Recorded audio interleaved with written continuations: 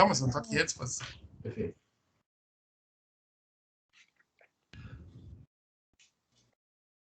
Bem, então, muito boa tarde. Hoje, né, dia 16 de agosto de 2021, eu tenho a satisfação em anunciar como nosso preceptor da nossa aula magna inaugural aqui do grupo de pesquisa do segundo semestre, o professor Drayton Gonzaga de Souza. Tá? Eu vou falar brevemente sobre o seu currículo, porque se assim não for, eu teria que usar um espaço muito grande aí do nosso tempo, mas eu não quero furtá-los de ouvir o professor. Né? Então, mas brevemente, o professor Drayton é professor titular e decano da Escola de Humanidades da PUC do Rio Grande do Sul, é professor permanente do programa de pós-graduação em Filosofia e em Ciências Criminais da PUC, né? Dos dois programas da PUC, é doutor em Filosofia pela Universidade de Kassel, na Alemanha, e é doutor em Direito pela URGS. Tem 2 pós-doutorados na Alemanha, é vice-diretor do CDA, né, o Centro de Estudos Europeus e Alemães, URGS, PUC, DAD. Também recebeu a moeda Cruz da Ordem ao Mérito do governo alemão, esse em 2021 agora. Bom, o professor Drayton, se me é permitido, né, o professor Drayton ele é um patrimônio não só da PUC, mas também da URGS, aqui, né, já que fez o doutorado conosco, né, aqui no PPGD, né, o doutorado em Direito, no caso, já que o de Filosofia foi na Alemanha, né. Aqui, claro que eu tenho que puxar um pouco a brasa para o nosso assado, né. Então, e também o professor Drayton é um patrimônio internacional, né. E isso não, eu falo não é por minha conta, falo até por conta do governo alemão que o agraciou com a medalha, com a medalha não, com a cruz de ordem ao mérito do governo alemão, né? Então, nós estamos assim diante de um gigante, tá, pessoal? Tenham em conta isso, estamos diante de um gigante, né? Uma pessoa, a despeito de ser uma pessoa muito humilde e de muitas vezes eu até importunado com meus pedidos de texto lá da Alemanha, que o professor se dá o trabalho de me mandar cópias de artigos e tudo mais, né? É um professor muito solícito, olha, um grande amigo, né? E para nós, meu caríssimo Drayton, é uma satisfação e uma alegria em poder ouvi-lo hoje, não só o seu conhecimento e cultura vastíssima, mas também por poder ter esse contato, digamos, mais ou menos pessoal, né? Pelo menos visualmente falando, né? Porque o professor Drayton, além de tudo, eu tenho a felicidade de ser um grande amigo meu. Professor Drayton, mas não quero furtar os ouvintes aí das suas palavras, né? Então, com a palavra, professor Drayton. Muito obrigado, mais uma vez, por atender o nosso convite. Muito obrigado, querido professor Ângelo, por quem eu nutro uma grande admiração em 2 âmbitos. No âmbito intelectual, o professor Ângelo, para mim, é uma grande referência no direito penal brasileiro. Esse livro aqui, ó, está na minha cabeceira, tá? É um livro extraordinário, tá? Extraordinário. Uma das melhores coisas que eu já li em termos de direito penal. Né? É um livro extraordinário, mostrando não só erudição, mas um pensamento agudo do professor Ângelo. Então, por um lado, o professor Ângelo, e por outro lado, o Ângelo, o grande ser humano Ângelo, um homem de um coração enorme, uma pessoa, um grande amigo. Então, essa combinação, ela não é tão frequente como a gente acharia que fosse, mas é muito gratificante. E com muito prazer trago livros e textos, ou envio, melhor dito, da Alemanha, ano passado, algumas vezes, esse ano de novo. Um pedido do Ângelo para mim é uma ordem, vou a qualquer biblioteca na Alemanha, como eu fui, mandando para o Ângelo coisas assim raras, né, Ângelo, que tu usas nos teus textos, né, bibliografia do século XIX, do século XX, do direito penal alemão, né? Coisas preciosas que só o Ângelo acha também, além disso, né? E aí aí ele me passa esse encargo, né? Agora, ele acha o texto raro e eu tenho que achar depois. Então, mas isso eu faço com muito gosto, né, Ângelo? muito obrigado também pela presença de vocês, por vocês, os demais colegas, por estarem prestigiando essa reunião hoje. Alguns eu conheço dos corredores da URGS, né? Sinto-me muito ligado à Universidade Federal do Rio Grande do Sul, pela qual eu tenho um grande apreço. Hoje ainda tive reunião, boa parte da manhã, com a professora Cláudia Lima Marques. Nós temos esse projeto, né? Centro de Estudos Europeus Alemães, PUC-URGS. Então, eu me sinto em casa na Universidade Federal do Rio Grande do Sul, tenho um grande apreço por essa universidade. Nela eu estou desde 1983. Eu entrei em 83 na matemática da URGS. Depois não concluí, fiz parte do curso de letras. Eu sempre estive vinculado à Universidade Federal do Rio Grande do Sul. Bom, os que me conhecem sabem como é que eu vou proceder. Eu não vou ter uma fala muito técnica, né? Não vou ler um texto para vocês, por exemplo, poderia fazê-lo, não vou fazê-lo. Eu vou falar de modo um pouco mais solto e privilegiando a discussão. Quando o Ângelo me convidou para falar, eu sugeri como tema pressupostos filosóficos da ciência, né? E esse é um tema que me acompanha há muito tempo, e eu sei que nas pesquisas do Ângelo e nas publicações, e também no grupo de estudos, um dos temas fortes é a interface entre direito e neurociência, por exemplo, né? Não sei se vocês viram, depois eu posso mandar para vocês. Eu devo ao Ângelo um livro de forma impressa. Nós publicamos esse ano no Instituto do Cérebro da PUC, Entendendo o Cérebro, né? Depois eu posso facultar a vocês o texto, tá? Eu mando para o Ângelo pode passar para vocês, tá? Eu passo para eles aqui. Eu tenho. Então, obrigado, Ângelo. Por gentileza, tu podes passar para eles, tá? E o nosso querido colega Juarez Freitas, pai do Thomas, né? Com ele tem uma interlocução já de 2 décadas e meia. Então, nós também trabalhamos esses temas, filosofia, direito, ciência, e especialmente agora, né, Thomas, a neurociência, né? Então, eu vou tentar conversar com vocês sobre alguns pressupostos dessa relação, tá? Eu vou partir de 2 polos que aparecem na filosofia grega, tá? Quais são? A relação entre sujeito e objeto. Relação entre subjetividade e objetividade. Há autores que afirmam o seguinte: a filosofia antiga, ela privilegiou o polo da objetividade. O que significa isso? Para o grego, há uma ordem intrínseca ao cosmos.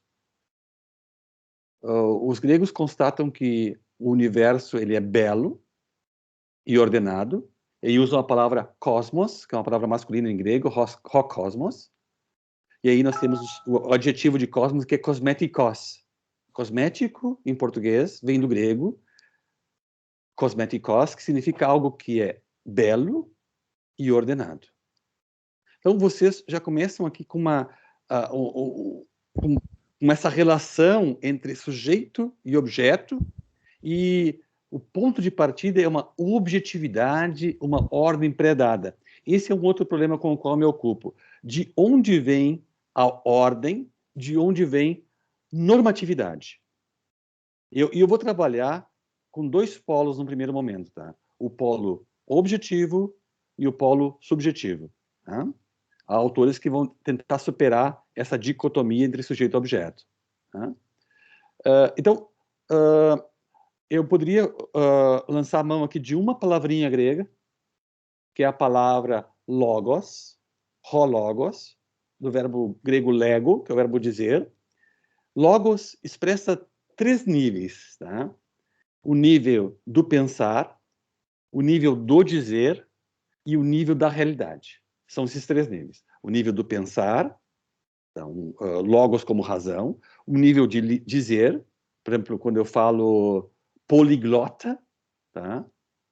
poli, em grego, vários, né? Glota, línguas. E eu tenho logopedia, por exemplo. Então, eu tenho, para logos, essa definição.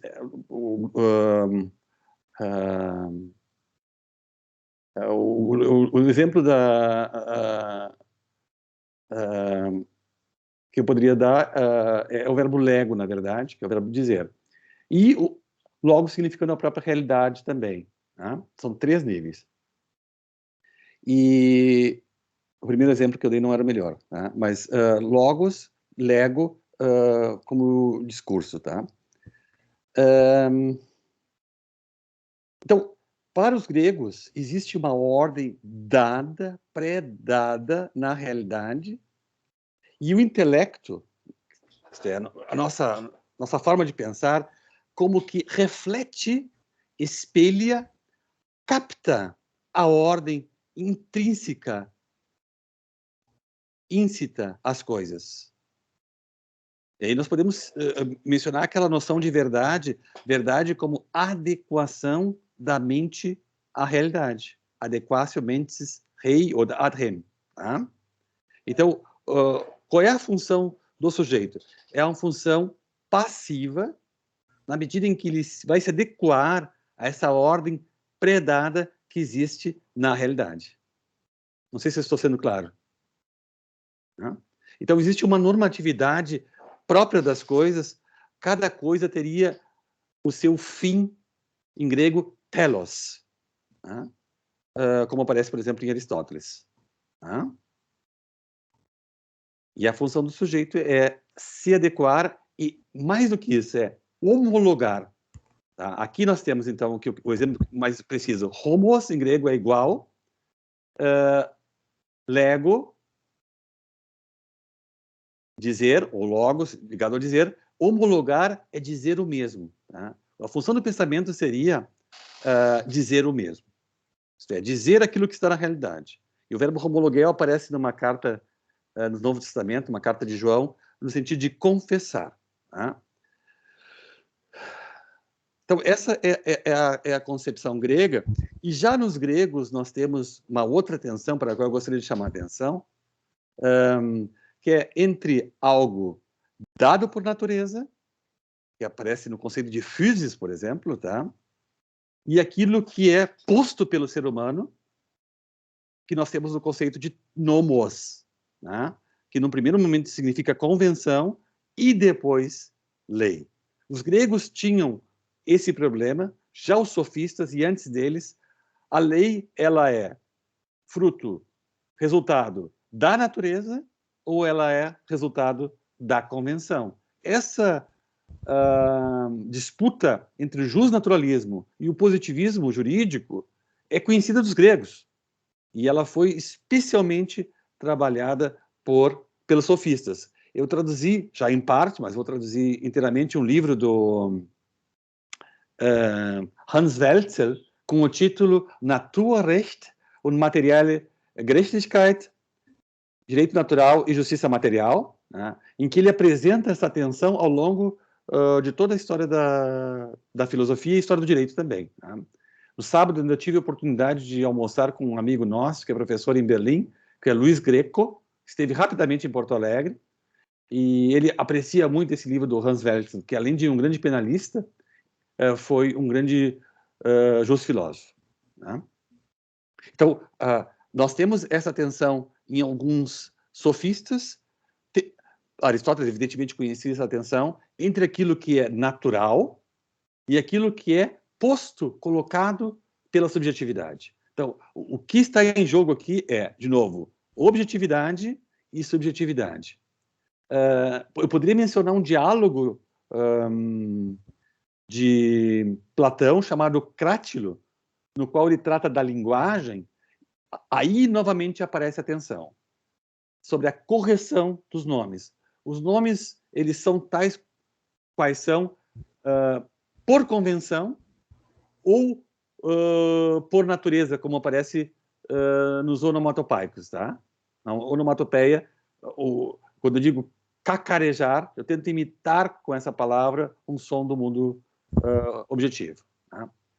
E aqui é o convite também a vocês para nós superarmos uma concepção ingênua de objetividade. A noção de objeto, de objetividade, ela é mais complexa do que possa parecer. E se eu pudesse sugerir para vocês um livro, eu sugeriria o seguinte livro. O título é Introdução ao Filosofar.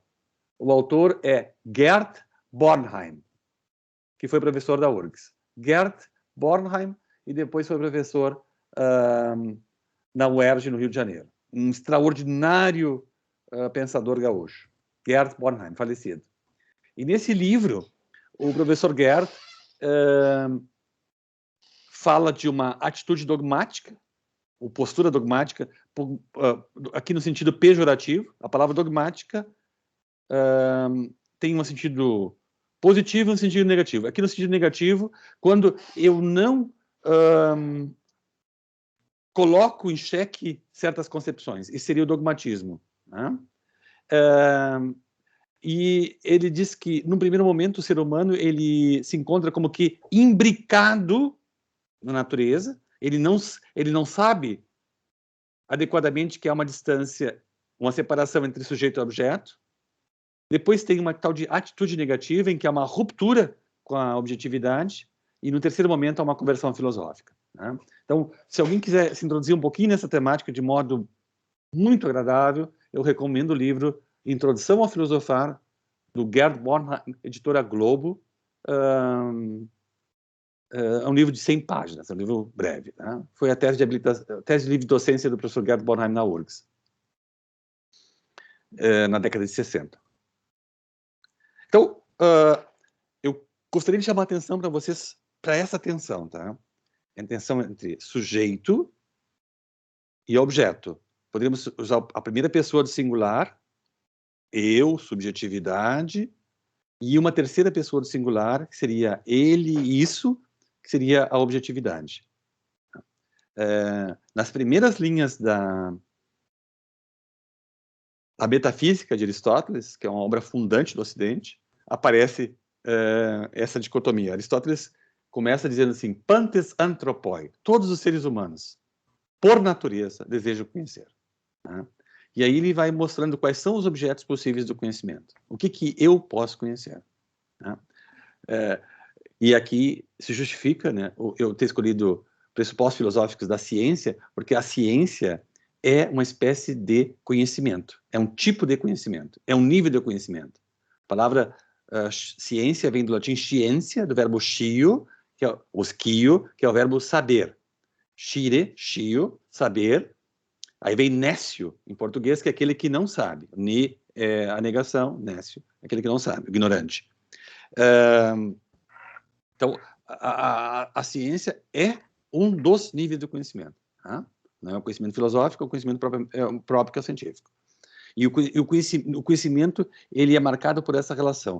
O conhecimento é a relação entre o sujeito e o objeto. Tá? Se quiserem mais uma indicação de leitura introdutória, Fundamentos de Filosofia, de Morente, Garcia Morente, tá? Que é um livro clássico, que eu considero até hoje muito bom. Né? Fundamentos de Filosofia do professor Morente. Tá? Morente. Então, esse é o primeiro nível que eu queria expor para vocês. Tá? Existe uma ordem pré-dada e a função do sujeito é uma certa adequação àquilo que é dado. Claro que os gregos já sabiam que a realidade ela é complexa, vamos dizer assim. Né? Tanto é que aparece em Aristóteles a famosa frase: a realidade, o ente, na verdade, é dito de diversas formas. To on legetai polahos. Tá? Aparece de novo logos, legetai, que é uma forma do verbo lego, que é o verbo dizer. O ente, a realidade, ela é dita, a realidade dita de diversas formas.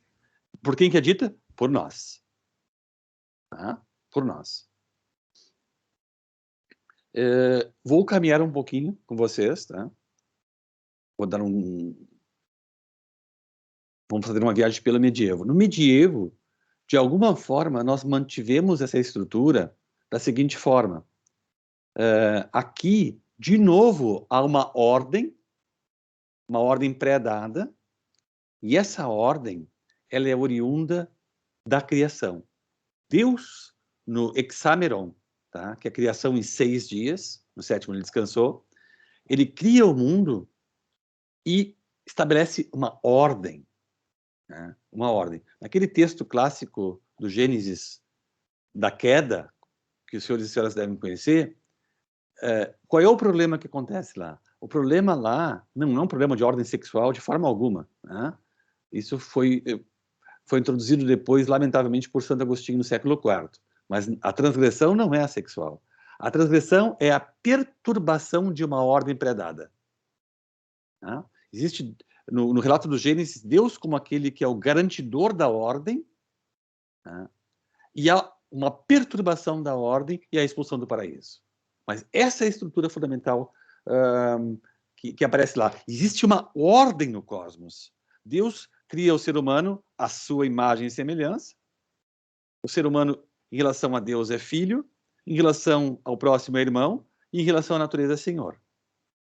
Portanto, há uma ordem dada, pré-dada, e com a promessa da serpente, vós sereis como deuses, houve uma perturbação da ordem, quando o ser humano quer se tornar absoluto e não mais dependente de Deus. Tá? E esse é o elemento que nos interessa aqui sob o ponto de vista da Begriffsgeschichte, história das ideias. Tá? Não quero fazer aqui proselitismo religioso com vocês. Eu só quero mostrar a importância desse texto sob o ponto de vista da história das ideias. Então, no primeiro momento, nós temos o pensamento antigo, de uma ordem intrínseca às coisas. Tudo tem um telos, tá? Tudo tem uma finalidade. Isso vocês podem ver claramente no texto, no livro de filosofia do direito do professor Luiz Fernando Barzotto, que apresenta isso com maestria. Tá? No segundo momento, nós temos essa postura da tradição judaico-cristã, que invade a filosofia medieval, né? Importantíssima na filosofia medieval, como Deus como um garantidor da ordem. Tá? E aqui eu vou chamar a atenção para vocês de um aspecto com o qual me ocupa há muitos anos, que é a relação entre cristianismo e ciência. O cristianismo geralmente sempre se sai mal, tá? É atacado de todas as formas. Por ser inimigo da ciência ou por ser amigo da ciência. Então, alguns dizem que o cristianismo é obscurantista, por ser inimigo da ciência. E outros dizem que ele é amigo demais. Qual é a posição que eu vou mostrar aqui? O cristianismo, ele representa o elemento secularizador. Significa, na concepção cristã, Deus não se identifica com o mundo, portanto, não é uma postura panteísta, mas Deus transcende o mundo. E com esse elemento da transcendência, o cristianismo abriu a possibilidade de uma exploração científica do mundo. Então, segundo alguns autores, não haveria a possibilidade de desenvolvimento em larga escala da ciência, não fosse essa postura cristã de transcendência da divindade em relação ao mundo. Né? Mais uma estação no meu percurso, eu mostrei para vocês, então, o pensamento grego, grandes linhas, o pensamento medieval, e agora eu vou entrar na grande mudança, tá? Que é o pensamento moderno. Há um autor alemão chamado Vittorio Hösle, tá?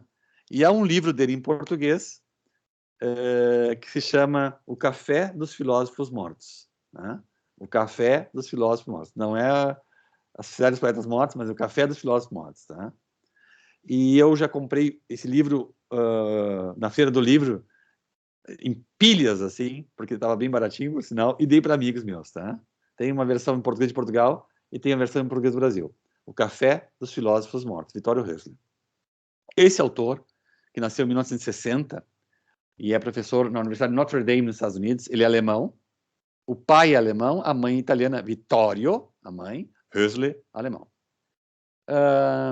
Ele escreveu uma série de textos e um deles se chama a filosofia da crise ecológica. Tá? Foi traduzido, eu acho que para foram conferências que ele deu em Moscou, tá? E já a tradução, acho que para o inglês, tá?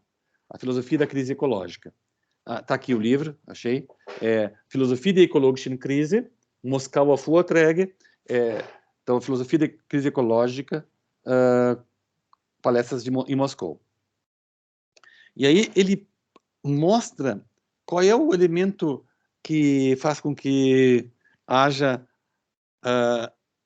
uma espécie de desenvolvimento da ciência no período moderno. E aqui eu gostaria de introduzir um elemento muito, muito importante, que é a noção de subjetividade. Essa é a grande mudança. Os gregos não conheciam a subjetividade? Conheciam sim. Só que, no pensamento grego, a subjetividade não tinha a centralidade que ela vai ter no período moderno. Então, alguns falam de inversão copernicana, como aparece em Kant, e não fala revolução copernicana, mas inversão. Até então, nós nos guiávamos, vamos dizer assim, pelos objetos. A partir do pensamento moderno, nós vamos nos guiar pela subjetividade. Essa é a mudança essencial que ocorre no período moderno, né? E que vai ter grande impacto também no direito. Então, nós não vamos mais nos ocupar com objetos, mas com o sujeito que conhece os objetos. Essa é a mudança. Então, é como se eu agora, que estou falando com vocês, em vez de olhar para vocês, que seria a objetividade, a realidade, me ocupasse com os óculos através dos quais eu vejo vocês. Então, eu dou um passo para trás. Em vez de olhar para vocês, eu olho para o órgão, para a ferramenta, para o instrumento, por meio do qual eu tenho acesso a vocês. É isso que acontece no período moderno. E isso nós podemos chamar de processo de ascensão da subjetividade moderna, com Walter Schultz. Nós podemos também dizer que esse processo ele já começa no final do medievo com Nicolau de Cusa, Nicolaus von Cues, né? E para ilustrar o que eu estou dizendo, eu vou mencionar um quadro de um pintor italiano chamado Rafael. Provavelmente os senhores e as senhoras já viram o quadro A Escola de Atenas de Rafael. A Escola de Atenas tem no centro dois pensadores, tá? Aristóteles apontando para baixo e Platão apontando para o alto. E nesse quadro, vocês podem ver no Wikipedia isso, há uma espécie de autoportrait, uma autorretratação, um autorretrato do próprio Rafael. Esse quadro está no Museu do Vaticano, uma estança, uma parede inteira, tá? Por sinal, o Museu do Vaticano é algo belíssimo. Mas o que quer dizer com isso? Nesse quadro é usada uma técnica da pintura, que era conhecida antes, mas em larga escala só nesse período, que é a perspectiva. O que significa isso? Nós já vimos isso na escola, fazer desenhos usando a perspectiva.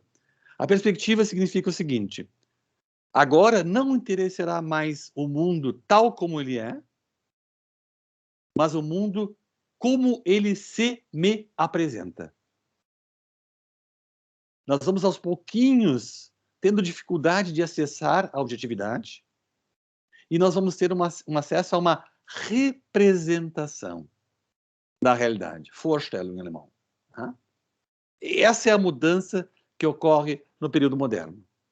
Então, eu dou um passo para trás da objetividade, eu passo para a subjetividade que conhece. Você sabe que a olho nu nós não podemos ver seres microscópios. Nós precisamos de um microscópio. A olho nu, nós não conseguimos ver algo que está muito, muito longe. Precisamos de um telescópio. Então, o acesso à realidade depende do instrumento que eu utilizo para acessar a ela. Eu vou dar um exemplo meu, pessoal, tá? Eu sou daltônico, sou realmente, tá? Eu tenho dificuldade de distinguir tons de azul e tons de verde. Tá? Então, às vezes minha esposa diz, pega tal roupa lá. Eu peguei achando que era azul e era verde, tá? Mas um pouco de azul eu consigo ver, inclusive, que o Grêmio perdeu para o São Paulo no último minuto do jogo do sábado passado. Algumas coisas eu consigo ver bem, né? Que me deixou muito triste, como vocês podem ver pelo meu rosto aqui, essa derrota de sábado. E ontem, aquele jogo magnífico. Bom, voltando aqui que eu estava falando mesmo, do daltonismo, tá? Vocês estão muito distraídos, tá? Daltonismo significa isso, que eu sou, por um condicionamento fisiológico, eu tenho um acesso à realidade distinto do de vocês. Poderia dar um outro exemplo. Vamos pegar o panteão da URGS, tá?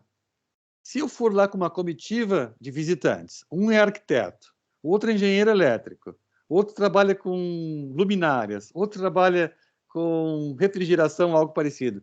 Cada pessoa que vai entrar naquele belo espaço da URGS vai olhar o espaço de modo diferente. E isso aqui nós podemos chamar de perspectividade do conhecimento. O meu acesso ao conhecimento, à realidade, ele é sempre a partir de um ponto de vista. Há um autor alemão que escreveu um artigo inteirinho sobre Standpunkt, tá? Que é o ponto no qual eu me encontro, ou pode ser Gesichtspunkt também em alemão, ou Blickwinkel, algumas palavras que a gente usa para mostrar que eu olho sempre a realidade a partir de um determinado ponto de vista. O que é o processo? É uma pretensão resistida. São visões de mundo, Weltanschauung, outro termo que a gente pode usar, que entram em conflito no litígio, naquela causa. Vamos dizer. O litígio é isso, é um clash, tá? Uma oposição, um conflito entre pontos de vista distintos. E há um livro do Huntington famoso, que é o Clash of Civilizations, né? Os problemas do multiculturalismo ou semelhantes, eles são decorrentes disso, quando diversas culturas entram em xeque, tá? Entram em conflito. Imaginem vocês pessoas que defendem a Sharia vivendo numa cidade como Berlim. Tá? Haverá conflito. Tá? Então, eu quis dar um exemplo agora da filosofia prática, tá? Não da ciência, para mostrar para vocês o que significa isso, tá? Que seria o caso do relativismo cultural. Tá? Então, essa é a grande descoberta moderna. Tá? Ainda final de semana, eu perdi o sono no sábado e me ocupei com um livro de um autor alemão chamado Walter Schultz. O título é Ich und Welt, tá? Eu e o Mundo. E ele escreveu um outro livro que é Der gebrochene Weltbezug. Então, o meu acesso quebrado, rompido ao mundo. Quando eu acesso o mundo, eu estou acessando o mundo tal como ele é, ou uma representação do mundo. Esse é o ponto para o qual eu gostaria de chamar a atenção. Essa é a mudança que ocorre no período moderno, com a ascensão da subjetividade. Tá? É o exemplo que eu dei para vocês aí, do daltonismo, e eu poderia dar um outro exemplo ligado à história da cultura, que é a reforma protestante do século XVI, que, segundo Hegel, filósofo, introduz o princípio do indivíduo, vamos dizer assim, né? Por quê? Porque agora o indivíduo não precisa mais da mediação do magistério para interpretar a Escritura. Ele, inspirado pelo Espírito Santo, pode ter acesso direto à Escritura. Portanto, é o desenvolvimento das traduções, que já havia antes, vamos ser bem fiéis. A primeira tradução da Bíblia não acontece com Lutero, havia traduções anteriores, Mas a tradução dele é importantíssima no século XVI. Tá? Aquele filme Lutero, e aparece ele traduzindo no Wartburg, que é uma fortaleza em Eisenach, o Novo Testamento do grego para o alemão. E a Alemanha não existia no século XVI. Né? A Alemanha surge depois, no século XIX. Então, havia uma grande fragmentação, inclusive linguística. E a tradução do Lutero colaborou para uma certa unidade da língua alemã. Né? E, evidentemente, tudo isso potencializado pela invenção da imprensa, com Gutenberg. Tá? Há uma famosa frase em alemão que diz o seguinte: ohne Gutenberg keine Reformation. Se não houvesse Gutenberg, invenção da imprensa, não haveria reforma. Tá? Então, para a disseminação das ideias dos reformadores, foi decisiva a imprensa. Mas esse, então, é o clima intelectual, vamos dizer assim, que marca esse período, tá? E aí nós temos um autor importantíssimo, mencionado pelo Vittorio Hösli, que é René Descartes. Né?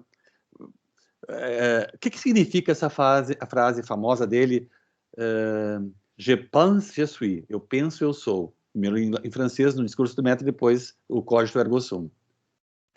Significa o seguinte: aquilo a que eu tenho acesso de modo imediato não são as impressões que vêm dos sentidos, mas aquilo que me é mais imediato são os meus pensamentos. São os meus pensamentos.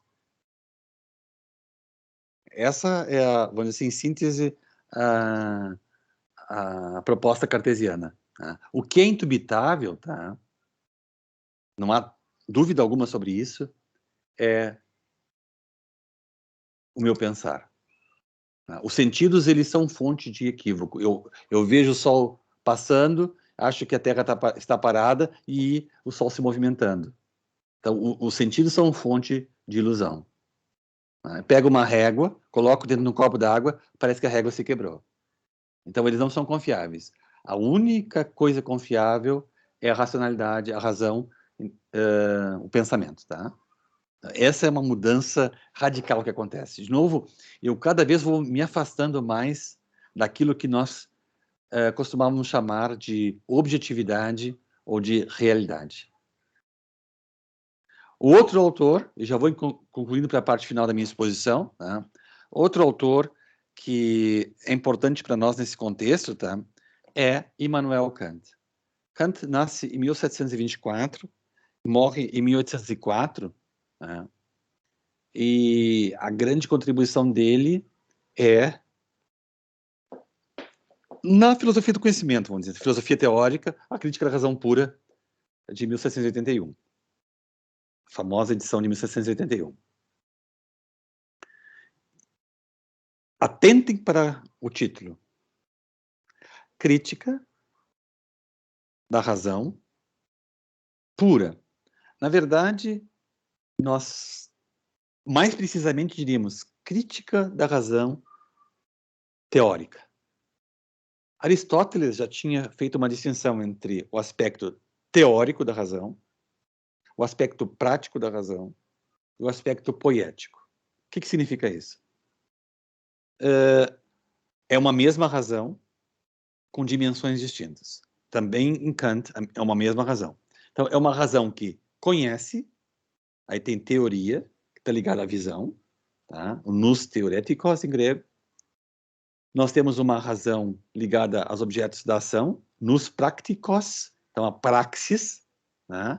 Do verbo prato em grego, que é o verbo agir. E nós temos o poieo, daí vem poesia em português, que é o fazer. Fazer é diferente de agir. Né? Aqui nós temos os artefatos, aqui nós temos a técnica. Né? Eu não digo eu ajo uma mesa, mas sim eu faço uma mesa. Essa é a distinção. Né? Então, Aristóteles conhecia a distinção entre uma razão que conhece, uma razão que age e uma razão que produz artefatos. Em Kant, nós vamos ter a distinção entre uma razão teórica, que é a crítica da razão teórica, no seu sentido puro, uma crítica da razão prática, e depois temos a crítica do juízo. Então, nós temos uma crítica. Há um autor alemão chamado Otfried Höfel, que escreveu um texto belíssimo sobre as metáforas jurídicas presentes no texto Crítica da Razão Pura. Começar pela palavra crino, verbo crino, vem crítica, crisis, julgamento, tá? Eu vou colocar como ré a razão. E essa é uma expressão de Kant mesmo, tá? Então, eu não vou colocar no banco de réus a realidade, a objetividade, mas a própria racionalidade. E aí nós temos a famosa noção kantiana de transcendental, tá? Que é aquele conhecimento que não se ocupa com objetos, mas com a forma como eu conheço os objetos. Isso aparece na Crítica da Razão Pura. Essa frase, para mim, é central aqui para aquilo que eu quero fazer aqui hoje. Eu chamo todo o conhecimento transcendental, assim escreve Kant, que não se ocupa com Gegenständen, isto é, com objetos, mas com a nossa Erkenntnisart, que é a nossa forma de conhecer objetos. Então,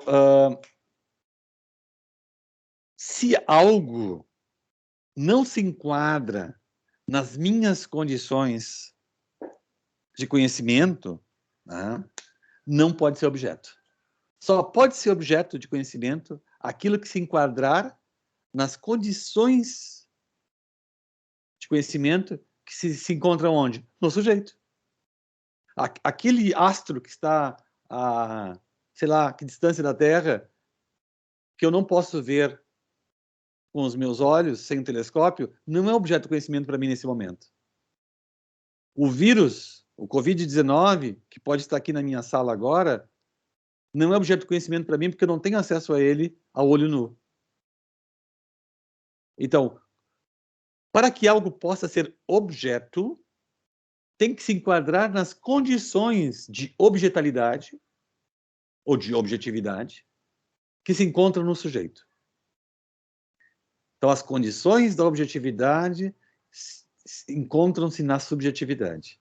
Se algo não pode ser conhecido, não será objeto. A palavra objeto vem do latim, significa é aquilo que é lançado diante de. Isto é lançado diante de mim. Se eu não consigo ver algo que está na minha frente, não é objeto. Não estou dizendo que esse algo não exista, mas não é objeto de conhecimento. Essa é a distinção. De um âmbito ontológico e de um âmbito gnoseológico.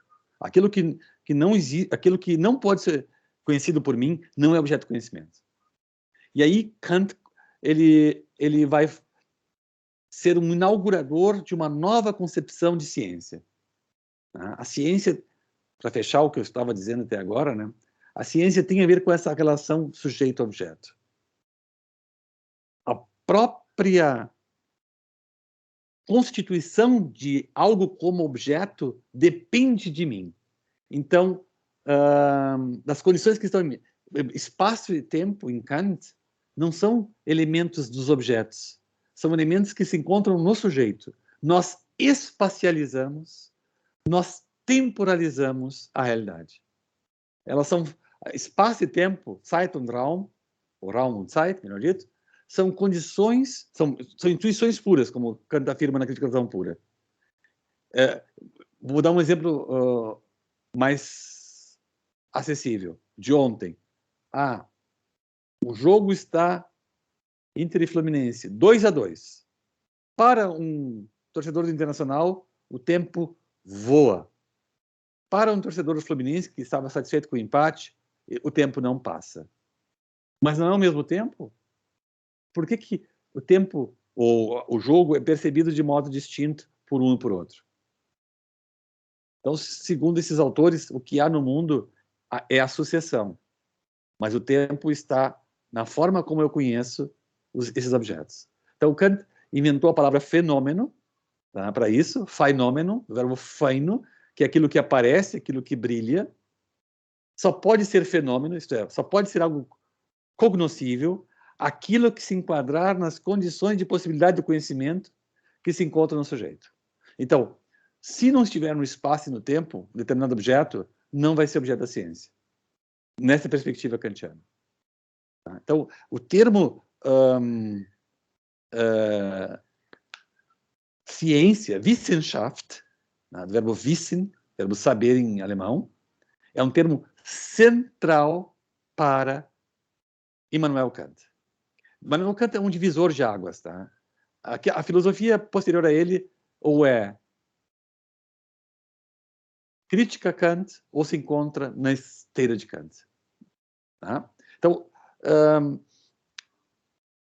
eu vou dar mais um exemplo para vocês, tá? Para mostrar o que aconteceu nessa passagem. Tá? Vamos imaginar alguém que mora em Morro Reuter, tá? Perto da casa do professor Ângelo, tá? Que é um pouquinho mais... Bom, pertinho de lá, tá? Não vou dizer o município. E um agricultor no Morro Reuter, tá? Na década de 20 do século passado. Chegava janeiro, fevereiro, março, ele semeava determinada semente, porque aquela era a época de semear, vamos dizer assim. Tá? Em tal mês, tal semente. E assim vai, tá? Então, é como se a natureza ditando para aquele agricultor o que ele deve fazer. Hoje, vocês sabem, né? Que nós, em condições artificiais, fazemos com que determinada fruta dê, como se diz no jargão coloquial, o ano inteiro. E é isso que Kant fez. O sujeito assume o primado, assume a primazia. Ele não mais vai se guiar pela natureza, mas ele vai impor à natureza as leis. Essa é a mudança. Tanto é que a gente fala que a ciência ela opera com o quê? Com modelos explicativos. A ciência não pode abarcar a realidade por completo. Ela abarca fatias da realidade, mas a realidade como tal, não. Para vocês verem, então, que nós acessamos a realidade com modelos. A física quântica explica certos fenômenos que a física de Newton não explica e vice-versa. Então, a nossa ciência, e aí é uma ingenuidade de algumas pessoas que acham que a ciência tem acesso ao mundo tal como ele é. Não, a ciência trabalha com modelos. Você não ouve falar tanto em simulações? É isso. Né? Nós operamos com modelos, mas não como a realidade como ela é. Então, eu não sei se eu fui abstrato demais, tá? Na minha exposição, mas esses são os pressupostos filosóficos, tá? Dessa experiência. O nosso acesso à realidade, ele é um acesso mediado por uma subjetividade cognoscente. É isso que eu quis dizer para vocês. E essa noção de sujeito, de indivíduo, com a qual nós operamos fortemente no direito, ela surge com todo o seu vigor no período moderno. Isso é uma construção moderna. Né? O fato, por exemplo, de haver escravos por natureza, como afirmava Aristóteles. Aristóteles diz que alguns nascem para serem escravos e outros nascem para serem livres. Aí nós não temos noção de subjetividade.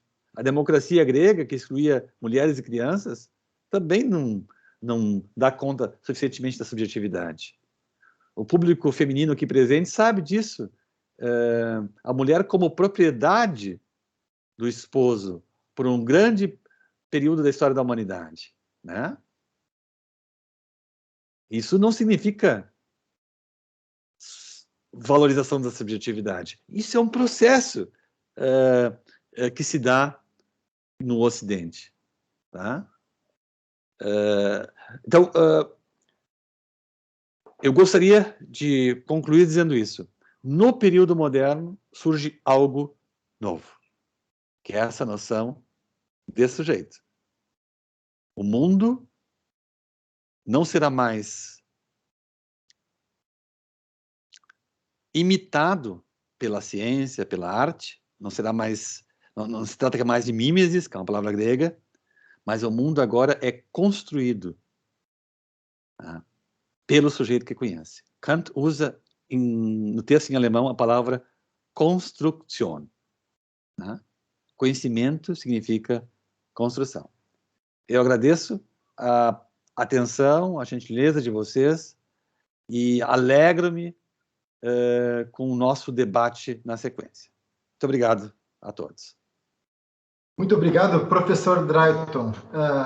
Eu diria o seguinte, que foi uma exposição profunda e brilhante, como já era de se esperar do professor Drayton, né? E que suscita várias questões, né? A própria questão da verdade, que, digamos, as teorias da verdade, como o professor mencionou aqui como realidade, mas temos outras também, mencionou, mas não sem fazer essa vinculação, como representação e outras tantas perspectivas da verdade. A questão dos modelos, que penso que é bem importante, até em termos de... nem tudo é passível, né, de conhecimento científico, né? Há questões que elas escapam, né, que às vezes não são bem compreendidas em virtude disso. Pois bem, e aqui lembro das palavras de Santo Agostinho, o professor mencionou a questão do tempo, né, e menciona naquele texto que eu repassei, né, sobre o tempo. Então, se me perguntam, eu sei. Não, se não me perguntam, eu sei. Se me perguntam, não sei explicar. Palavras de Santo Agostinho. Pois bem, então, o que a gente poderia fazer? Tá? Eu proponho que a gente faça um intervalo de 5 minutos, né? Ou, se preferirem, também podemos dar sequência, né? E eu já colocaria desde logo, e depois, enfim, coloco para os ouvintes aí também fazerem suas intervenções, seus comentários, né? Para o professor Drayton aqui, duas questões. Assim. Uma questão que seria a seguinte, mas pode responder depois do intervalinho. A diferença entre dogmática e dogmatismo, acho que não sei se todos têm essa compreensão, né? Eu acho que é importante talvez fazer um alinhamento ali, dogmática e dogmatismo, e também